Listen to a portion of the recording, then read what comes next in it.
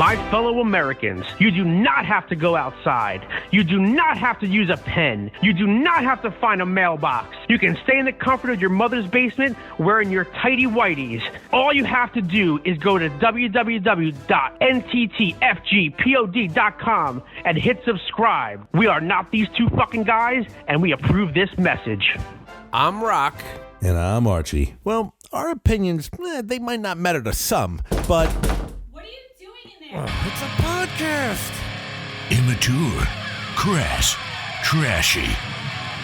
And those are their good qualities. These poor schmucks are a couple of IQ points away from eating paste. But when it comes to music, sports, and comedy, well, that's all they know. You're listening to Not These Two Fucking Guys. Not These Two Fucking Guys podcast.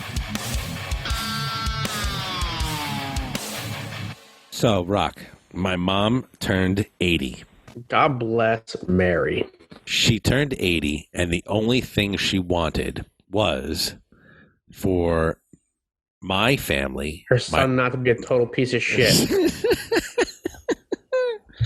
Well, you can't get everything you want in life, that's for sure. She wanted my family, my brother's family, to go to Pennsylvania to where we used to have a house, like a Pocono house, and she wanted us to go to like a little like a bed and breakfast type fucking. It almost, to me, it reminds you of like, you ever see Dirty Dancing? See like those little bungalow type things that they have. Yeah. That's what it's like.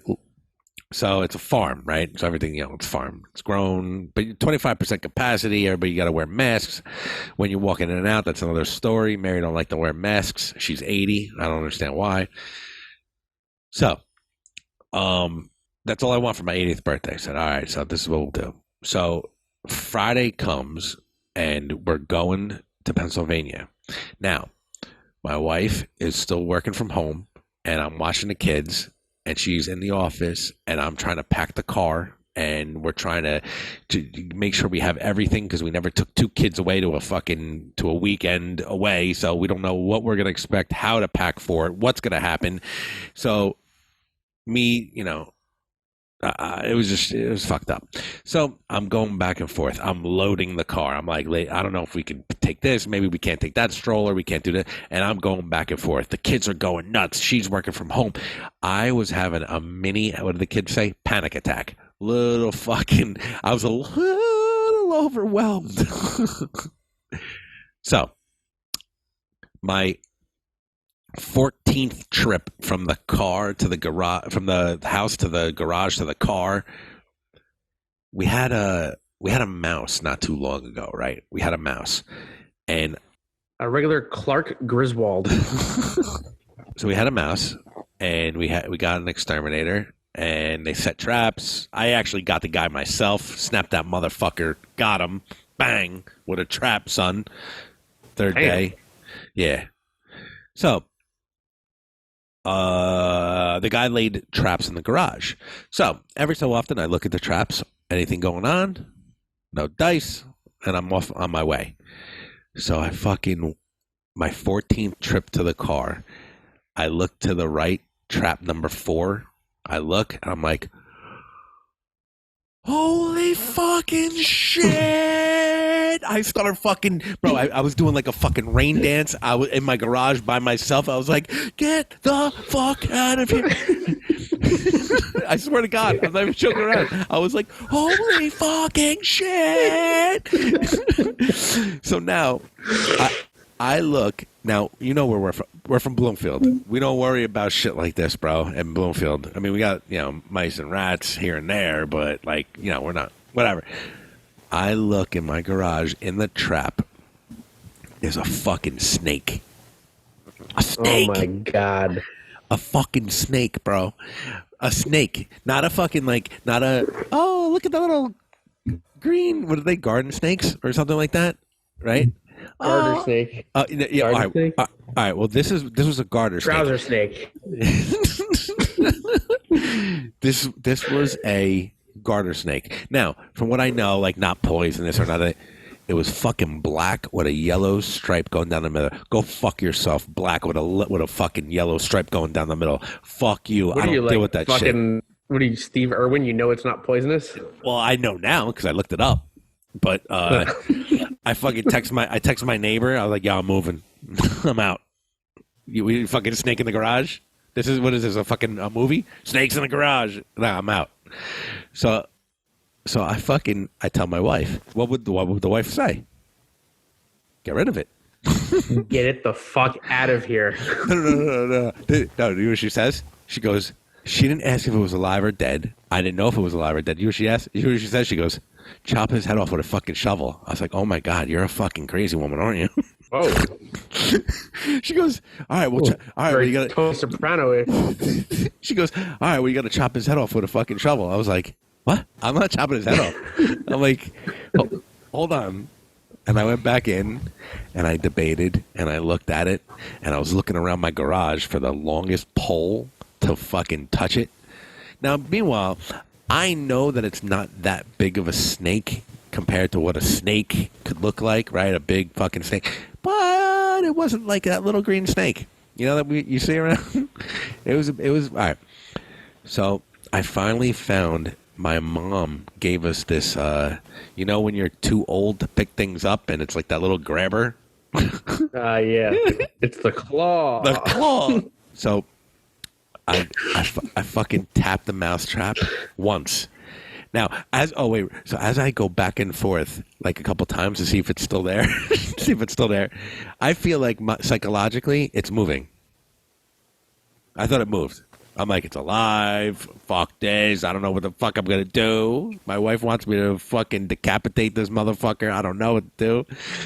So I look at it. I tap it. And I was like, I don't think it's alive. I don't think it's alive. Then I give it a fucking tap. Like a fucking tap. And his head hits the side of the garage. And he doesn't move. And I go, this motherfucker's dead. This motherfucker tried to get out of the garage. And a mousetrap took him out. He slithered over the mousetrap and slap. Game over. It choked him. Probably choked him to death, right? Yeah, I mean, if it came down its neck, you need to get the shovel for him. Picked him up with that fucking $2 claw. Put him in a garbage, and I looked at my wife. And I said, I need a gummy. And I was like, oh, let's go.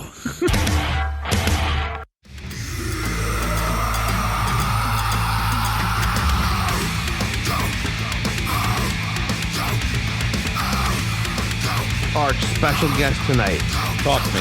NWA Women's World Champion Thunder Rosa. Rosa, what's up? How you doing, guys? You know, I even shower for you guys. I didn't want you. We are honored. Yes. You are in the intimacy of my room with all my beautiful collection of things that I have from fans and kidding. I'm doing good, guys. Well, I'll tell you what. I didn't shower, and I have baby slobber, baby sweat, baby whatever you want to call it, all over me. So, yes. I'm ready to go. So this has been an interesting time for you. I mean, you really, you burst on the scene. You're NWA Women's World Champion, a title that dates back to, I believe, the 30s.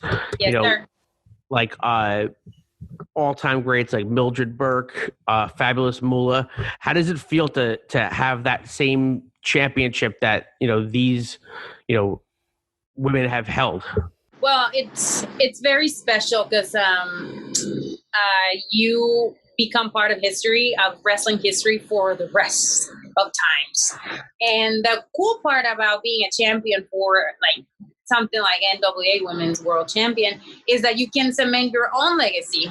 So you can either be super polemic and do a bunch of stuff that are not cool, or you can do really fun stuff that are going to cement your legacy, and it's going to cement you're going to be putting the payment for those new generation that are coming after you leave the championship. So I'm excited about being that part of the new generation and someone that is very interested in helping other women to reach their dreams. And it has to be cool for you that you're the first Mexican-born wrestler to win the women's NWA championship. I mean, that's, it's a first. Oh, yeah, absolutely. My parents are very proud. Now they like wrestling. The story, you know, they're like, yeah, she's the wrestler. Watch her in TNT. There, yeah, it was so cute. My dad was like on the WhatsApp group with all my family. We have a WhatsApp group in Mexico. All my aunts, everybody was like, is Melissa on TNT today? Somebody has to fight, because they call it a fight. My dad calls it a fight. Everything's a fight. Yeah, so, that's fantastic. You guys have it, and then somebody recorded it, and then they're like, "Oh my God, she's on TV!" It was like the cutest thing ever. My cousins were watching it. My aunties were watching it. My dad was like, "She won!" And the last one that when I lost, was like, "Oh, whatever, she lost." I'm so proud of her. So cute. So if I'm not mistaken, I think we're almost coming up on a year anniversary that you made your TV debut. No? Yes, I did. Yeah, huh? I mean, we're big time now. How are we feeling about this? Hey, I'm still in my room, not doing TV right now. So soon. Don't worry. Yeah, I mean, these are like some weird. 2020 is just a weird year, man. You either are top one day, and the next day you're like the most depressed person in the world. It's like it can happen at any moment. It's just like, yeah. No, bring it on, baby, bring it on. I mean, the Lakers won. Yep, that's they There you did. go. LeBron's pretty amazing to win it with three different teams. I got to say, you know, leading the team. So, number one right there. So you spent time in Lucha Underground, Ring of Honor, NWA. You're with AE. You know, you've wrestled on AEW. When I first saw you on NWA Power on Tuesday nights, I mean, NWA Power is a super unique show. It was a throwback to like old school NWA, you know, where you know the interviews you could tell are not, you know, it's what they. Correct me if I'm wrong, but it's like what the wrestlers actually want to say. You know, it's not like the scripted like WWE format where you have to say, you know, these certain things. I feel like they kind of give you guys like latitude to kind of say what you want. Yeah, especially after our matches. That was my favorite thing. You're like, you're so messed up. It's not like, oh, let me just get my stuff fixed and then we'll do it. No, it was like right after. So what do you think about such and such? And you're like, Let me just like the real emotion comes up. Yeah, I really miss that part, you know, but I like the one that you have an opportunity to like redo the promo like 50,000 times until it sounds good. So I mean, I'm for both, but it's very that old school style is very special. Yeah, I think that brought back a lot of old school fans too, as well. You know, watching the NWA, but most recently you've been, you know, and again, correct me if I'm wrong. During the pandemic, like NWA kind of like shut down for a little bit. I know they had, you know, you guys had taped a bunch of shows, and then kind of came to a halt.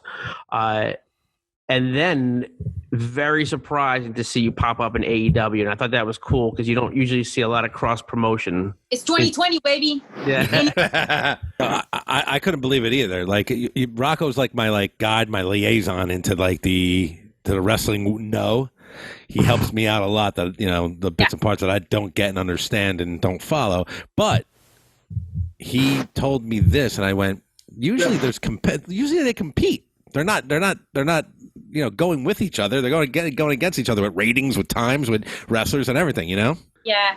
I mean, they made it happen. It was like, again, it's 2020. Things sometimes need to evolve and change, and that's what happened. And, you know, I was the lucky one who was selected to be the pilot on this thing. I'm just kidding. I don't know. No, but you were, right? So, and again, like what we were saying about cross promotion, like seeing, and I think it actually helps out the NWA, like their title being defended, you know, on national television. I mean that's publicity you can't buy. Let me correct you. International TV. Because all this everywhere in the world. So yeah, the NWA was defended on a national, international levels, which I'm really proud about. So yeah, that was really cool. I'm still like that. It's October. It's mid-October. We're working really hard on, you know, getting back on the road and completing the Destruction Tour 2020. Fingers crossed we have more bookings coming up. But if not, again, we're working on our personal projects. You know, Thunder Rosa has personal projects that have to do with Mission Pro Wrestling. If you guys have questions about that, well, I just jumped into that. So that's on my list. yeah, Mission Pro Wrestling. Talk about it. I'm just gonna show you this. This is really cool. So this is the show flyer for the VIPs, and it's like all the roles. Oh, it's fantastic. That's pretty cool. That's with all our with all our sponsors. Yeah. And I just want to tell you, man, like the fact that we have 1, 2, 3, 4, 5, 6, 7, 8, 9, 10, 11, 12 sponsors here believing in our first show. We sold out. We in title match, we were the most watched live feed in their network ever.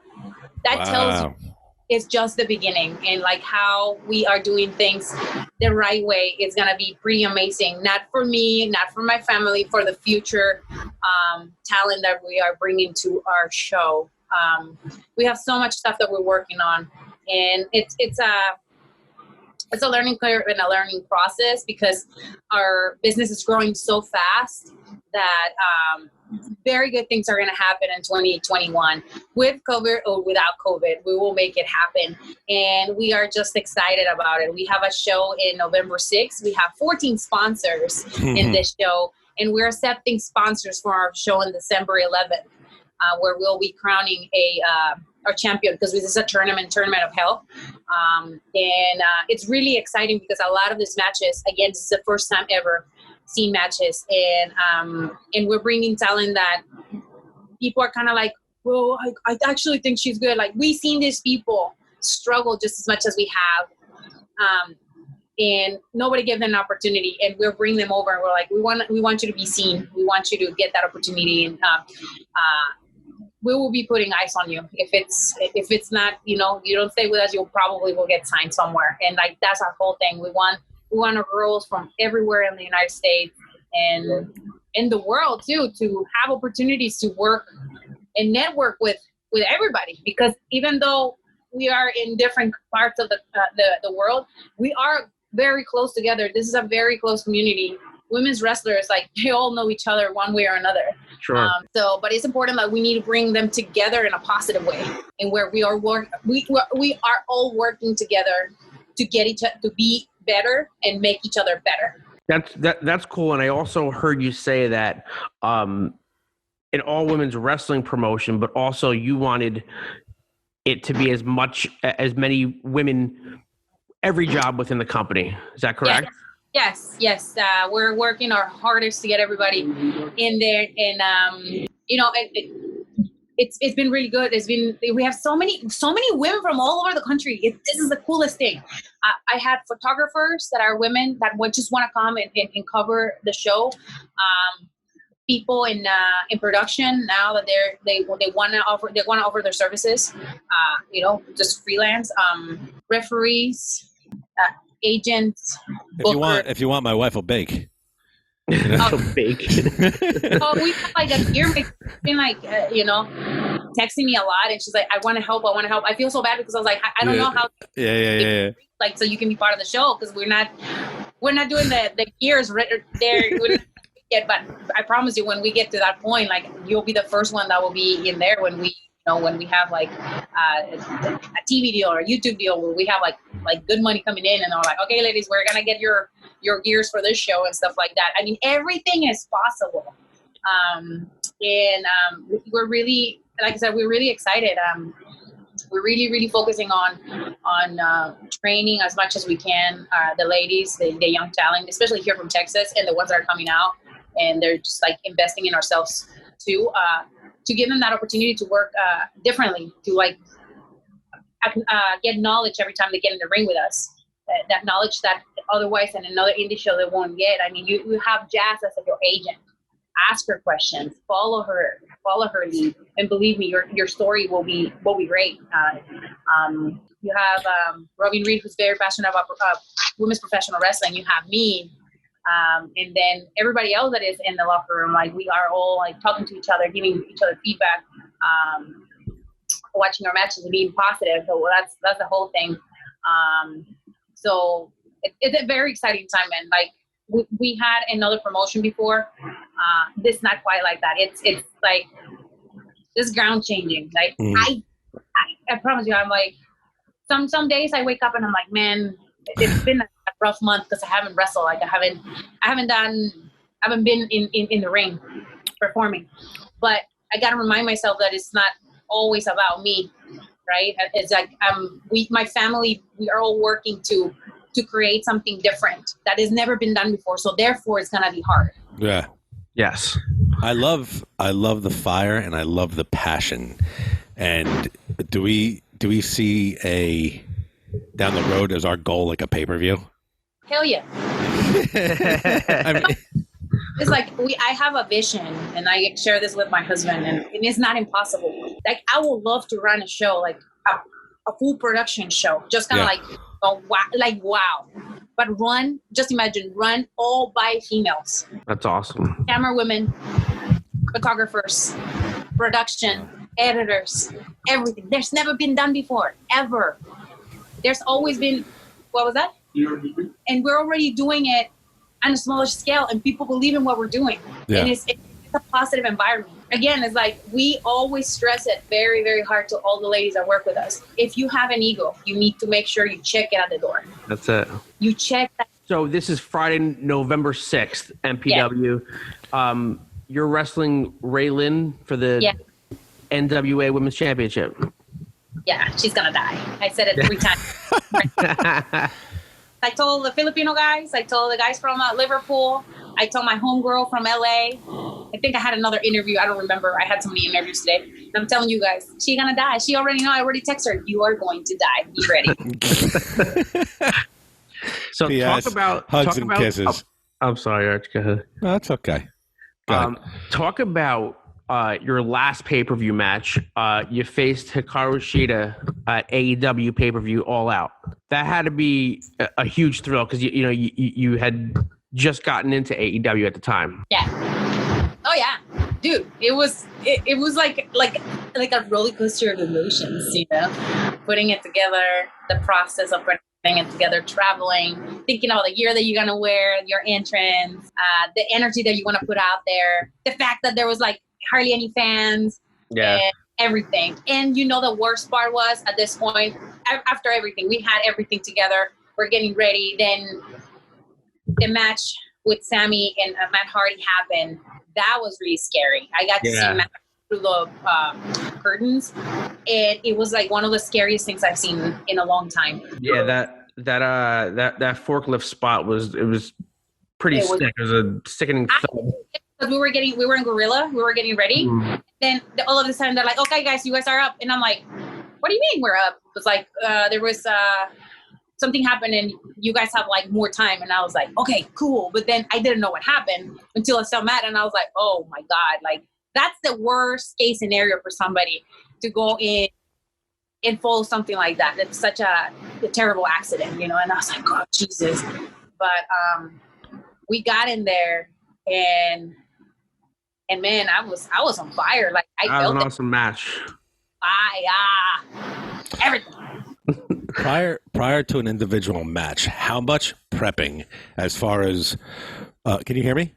Yes, very. Yeah, you're very self-spoken. Well, that's my nighttime voice. Prior to a match, how much prepping?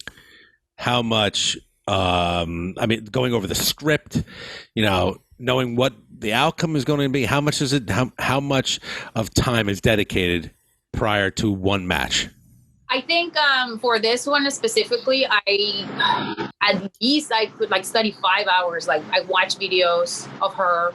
I watch my previous matches in NWA just to get back that energy that I need for me to portray that on TV. What I want you guys to see Thunder Rosa to look like. Then, talking to my agent. I talk to Trevor Murdoch all the time. Every time I have big matches, I call my husband for an hour. Nice. It has to happen. Then I go over the match with him. I go over the match with different people that I believe, they will give me positive feedback. And then I really have to hype up myself and really tell myself that I was born for this.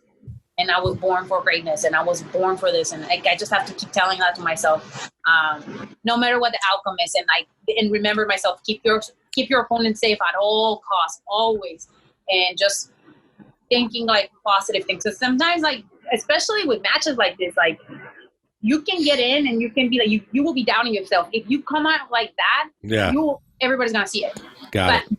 Like I prayed, I worked out, I relaxed. The day off, like I worked out late.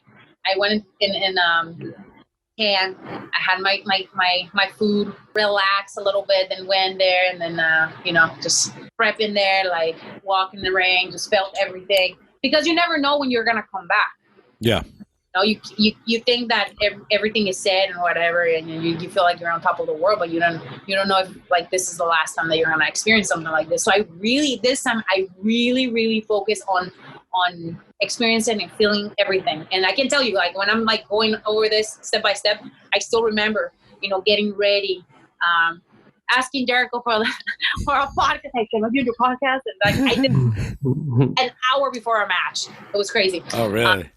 Yeah. I actually heard some of that the other day. Yeah, that was like a really dope interview, and I really like Jericho. I've known him for a minute now, and like talk to my friends, go over the match 50,000 times to 5 different people. Mm-hmm. And, it was a lot. Yeah, when I came out and the song came out, it was like boom, game time, and just like how excited I was and like how proud I was that my family was able to see this, that my husband and my son were watching the match. I was really, really cool.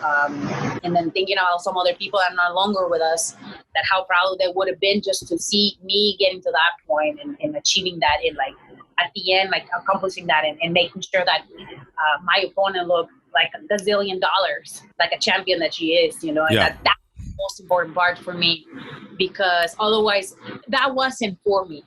That was for us to show that we need time and we can deliver on a paper of that scale. And imagine if we would have had people, would have been so freaking dope. Yeah. Soon it will be. We both delivered. People can say whatever they want to say, but we delivered. And that's the bottom line. Yeah. So you talked about making sure you always protect your opponent and making your opponent like $1 million. Talk to me a little bit about that match on Dynamite with Ivelisse. Some people say it went into a shoot. Some people say it was just maybe bad cooperation on her part, that she wasn't either selling or what have you. But Rocco and my homeboy, what's your name again? Remind me of your name. Archie. That's Archie. I'm gonna leave it to you guys. You guys know wrestling. Yeah. I'm just up to you guys. I have no comment about this match. Whatever. You guys can watch it again, and you guys can privately send me a message. Okay, you got it. Well, I'll tell you this. From what I see, it was you came out looking great, and from everyone I talked to and all the comments I read, it was, even at the end, even the finish of the match where you went to a tombstone, because you felt like you really didn't have her up, because it seemed like she wasn't cooperating, if you would. And you could tell that what you said, you were protecting her. So that's awesome. So I'm going to message you privately on that. I enjoy her smile, though, as you're explaining that.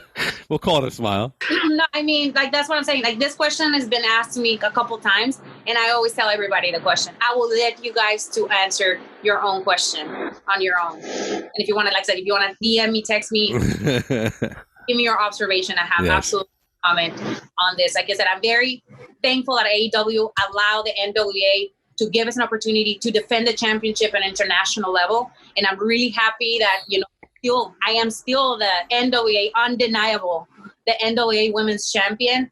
And the following week, I defended it on Prime Time, with a lot of people didn't get to watch. And I will highly recommend you guys to go to Prime Time Live and watch this match that I had. 30-minute match with Brazil, which was a killer of a match. A killer. And people give Priscilla so much shit for what she's done before, but they need to give her some respect, that she's one of the fiercest opponents I had in the ring. Like, she is stiff and she likes to fight. She is technical and she has it too. So I will encourage everybody that are watching this podcast and you guys to watch that match. You guys are gonna be like in awe. Like it was, I had so much fun. That's awesome. Absolutely. So let's shift gears for a little bit. Let's talk a little MMA. Jesus, I just came from. Well, you said when we came out today, you said you were training striking today, right? So obviously you're still training MMA. You've had a fight. Do you plan to fight again? Yes, that's a plan.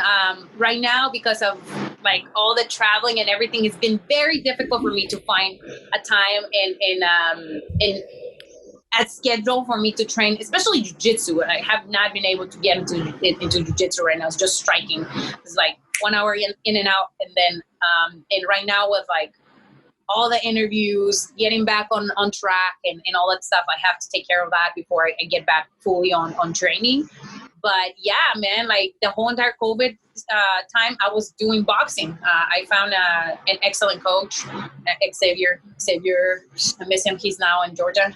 He's an active fighter too. He's a boxer. And he helped me so much just to find confidence in me in striking, because striking is one of my weakest points, I will say. And because I'm a professional wrestler, we don't shoot punch, you know, we work. So like that transition was very difficult. The whole like not showing what I'm gonna hit you. Yeah. You know, so it's still a work in progress. I love it. It's very interesting. It's a passion of mine too, MMA.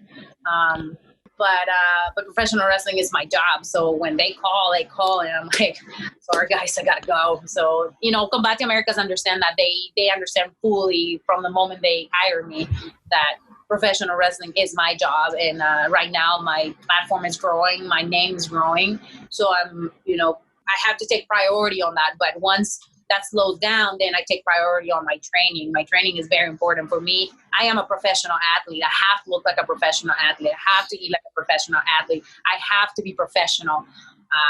Sometimes I like to curse and I'm like, do X and Y, but at the end of the day, I'm very professional, and I want to be there for my teammates, and I want to be there for myself too. So yeah, I train at least 4 times a week when I'm not doing a bunch of other stuff, 4 to 5 times a week. Twice a day. Yeah, you must have some strong mental will as far as when you're, like you were saying before, when you're going MMA, when you're going wrestling, you want to sell it. You got to sell the move. MMA, you don't fucking want to know where they're coming. like you don't want people to know where you're coming, like, where you're going next. So this is you're in an octagon, you're in a cage, you're in a ring. And your mind, you need to switch gears, because you're going to be MMA, and you don't want to, light foot it in the octagon, like just in case, as far as like a wrestling move, It was hard. Like last year, I think for me it was the hardest, because I had during fight camp, I was working the whole entire time. Like September was when I started my fight camp, like full time, and in 1 week I was gone. I was literally every day to holiday. I'm like, I want to be training. Like, I'm going to suck in the cage. And I had to call one of my friends, and I was like, dude, what do I do? And he's like you were saying, you got to shift gears, Melissa. You are wrestling. You're a professional wrestler. Give your best, have the best matches in the fit. In 1 week, I had 10 matches. Oh. Then I had to go back and train 2 times a day, 6 hours a day. It was brutal. And then I was like, cutting weight and doing all this stuff, not sleeping. It was brutal, man. Like, that's what people don't understand. That's like the thing. Like, a lot of people like to talk shit, and they like to criticize, and they like to see, but they don't see what is behind doors. They don't see all the sacrifices that a lot of the fighters and a lot of our, like, people that are me, like, that are, in two arenas, we have to do. Like, a lot of the fighters, when they're in fight camp, they don't do nothing but training. The sleep, eat, and train. That's all that I did. I did not sleeping. Sometimes I wasn't eating. On the weekends, coming all injured, trying to like beat somebody's ass in the cage. And it was one of the most difficult things I ever done. I was watching the videos like that I had for like 2 weeks before my fight, when I was like doing sparring.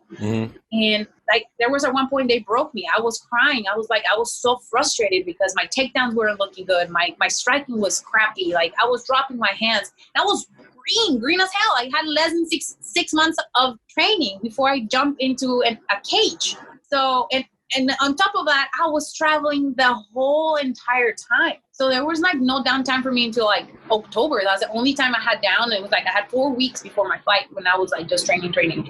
Yeah. But even then, it was rough, man, because you still had to work. You know, I don't have a regular job. I'm a professional wrestler. I'm a freelancer. I gotta find whatever I can to make that paper. So it was like, you know, selling merchandise, selling my t-shirts, getting sponsors. So it's a lot. It's like, and people don't understand all the things that you have to do to market yourself as a fighter. I mean, I'm trying to sell tickets. I'm trying for people to watch this because this was on international TV too. And I was semi-main event. And I'm like, why do you guys put me on semi? Like,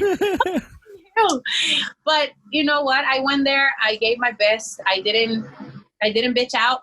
Putazos came. I took them. I gave putazos back. I was only taken once. I got cut once. I didn't get knocked out or choked out. It was decision. Next fight, it's not going to decision. I'm going to both out. The bitches I got in front of me, I'm gonna be more hungrier than she is because I'm tired of people talking and minimizing my efforts on wrestling and MMA. I will dog dare anybody to do what I do. On top of being a promoter, on top of being an owner of my own business or different businesses, being a mom, being a wife, and being an entertainer. Catch me outside. How about that?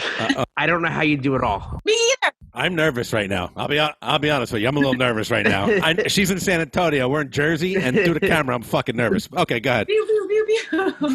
I don't know how you do it, and you do it all well. And like you said, the people that criticize that's 99% of the people that would never step into a cage and have a real fight, or be able to go out and perform in front of people in a wrestling ring. So like that kind of stuff I feel like that'll always be there, but I think you have a fantastic attitude and you, like Archie said before, how passionate you are. You can see it, and you can see it in the ring when you're performing, talking to you.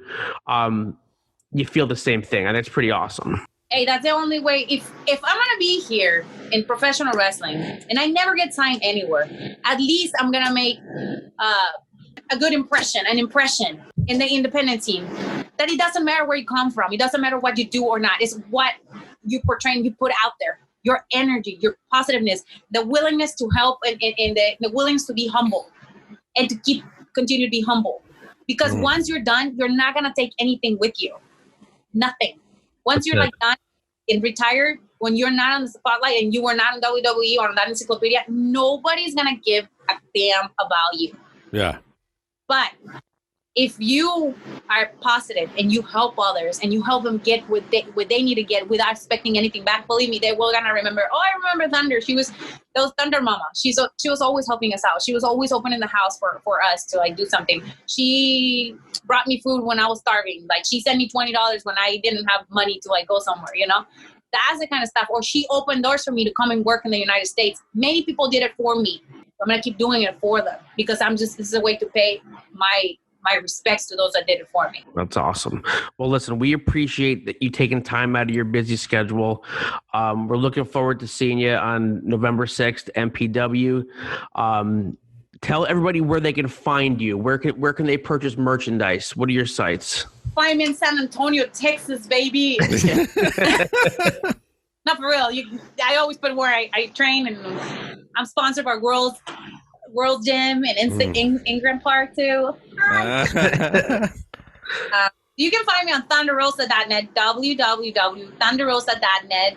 All my merchandise is there. I'm dropping some new shirts and some old shirts that have been everybody's been asking for them. As soon as I get them, I'm gonna put them on my website. Then, if you guys want to watch the show November 6th, you go on TitleMatchNetwork.com. Subscribe and get it there. Only $9.99. You can get it live and watch it there. Or if you didn't watch it yet and you just want to watch a couple matches, but you don't want to pay the subscription, you can get the matches for $2.99 each, or buy the whole show downloaded from our website, www.missionprowrestling.net for $19.99, or per match is $2.99, which is you spend $2.99 on on a bag of chips. On a Snapple. Yeah. Yeah. Exactly. Get some good women's wrestling. So support the ladies, maybe, because the more money we make here, more girls are gonna get opportunities in 2021 of doing some really cool stuff that I can't tell you because it's not set in stone yet, but it's working. It's in the works. But Well, hopefully, eventually, you'll be able to tell us down the road. You can tell us next time. thanks for giving me this opportunity to be in front of you guys. I wasn't gonna give you a shitty interview. We appreciate it. We're huge fans. NWA Women's World Champion Thunder Rosa. Thank you so much for your time. We appreciate it. Thank you, Rocco. Stay well. Thank you. I'll be waiting for your feedback on my DMs. 100%. Talk to you Bye-bye. soon. Thank you. Here, guys. Damn, that girl has some drive. Whew. She's going to make it big. Mark my words. I know this stuff. Since we recorded this episode, it looks like Thunder Rosa lost the NWA championship, but an article out today, both WWE and AEW want to sign the former NWA champion. So tell me, where do you think she should go? Send us some emails, nttfgpod@gmail.com. With that being said, homeboy sucker slick, tell the people what's up. If you're sick of wearing that mask because you can't sip on your flask and you think it's a task to put your pants back on because the officer asked, then you're listening to Not These Two Fucking Guys podcast. We out.